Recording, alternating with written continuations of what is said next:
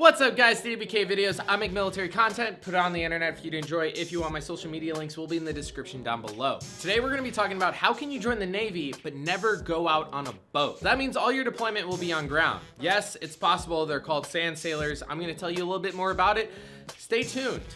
Also, if you want, hit that subscription button because, you know, your boy needs the ego boost. Surprisingly or not, there's actually a decent amount of a community to be formed about sailors who want to join the Navy but don't ever want to really be on a ship. And this is going to come down to the specific rate that you choose. Now, there's a few rates who, although they do go on ship, there's such a small percentage of the community who go on ship, you're pretty much guaranteed if you don't want to go on a ship to never go on a ship. Now, I've never been stationed on a ship. I deployed on a ship because of a MU. I'm a corpsman, I'm greenside. Marine expeditionary units get placed on ships, so I only had to endure it for 7 months. Got my surface and air pin while I was on deployment, so I'm pretty fulfilled. I don't really want to go back on a ship. I'd rather just stay greenside with the Marines. However, after this video, you can decide whether or not you want to do it either.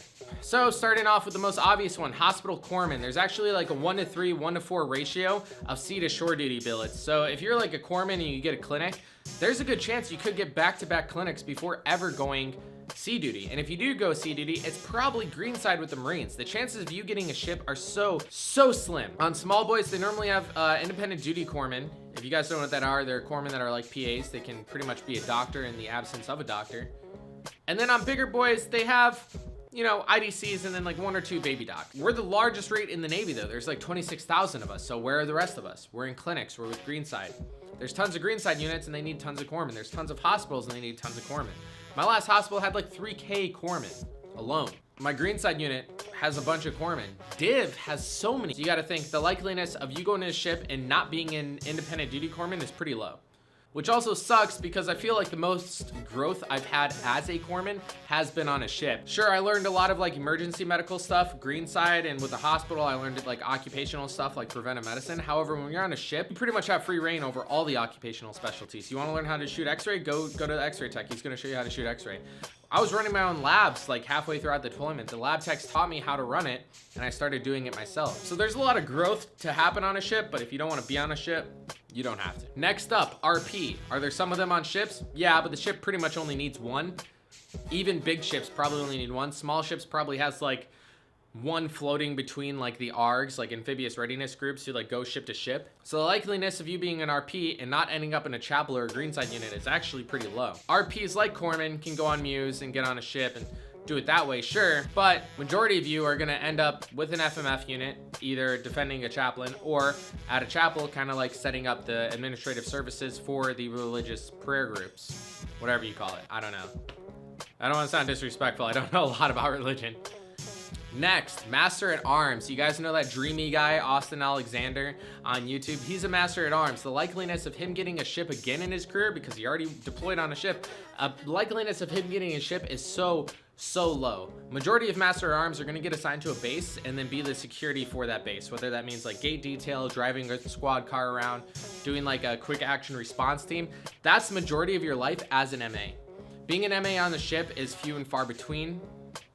Is it doable? It's probably more doable than corpsman going to ship. However, if you're an MA and you want to stay on ground, good chances are you could stay on ground. There's lots of duties for you to take. Next one, Seabees. Seabees are like the epitome of sand sailors. This is like where the term comes from, is the Seabee community. We build, we fight. This is like our construction battalion team. They're kind of like greenside, but they're still sailors. They go through sailor boot camp, but then they learn, you know, like infantry tactics and then like construction building. They basically go ahead and set up bases and stuff for deployment. Seabee is such a diverse community too. You can be like building, electronics, plumbing. There's so much like things you can do in the Seabee community. I originally wanted to be a Seabee when I first joined. I put it as literally all 5 of my like wish lists in MEPs, and then I didn't get it. However, it's funny I ended up as a corpsman and still not going on ships anyway. Seabees aren't needed on ship. They fly Seabees out to where they need to be. I've never heard about Seabees deploying on a ship.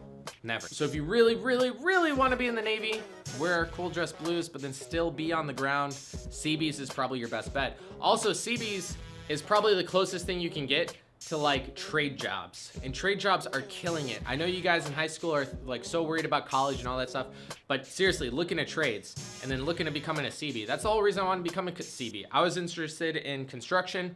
Seabee had something similar. Now I do healthcare. I love healthcare and I'm gonna do healthcare the rest of my life, but that's because I know healthcare. As a teenager, I want to do construction.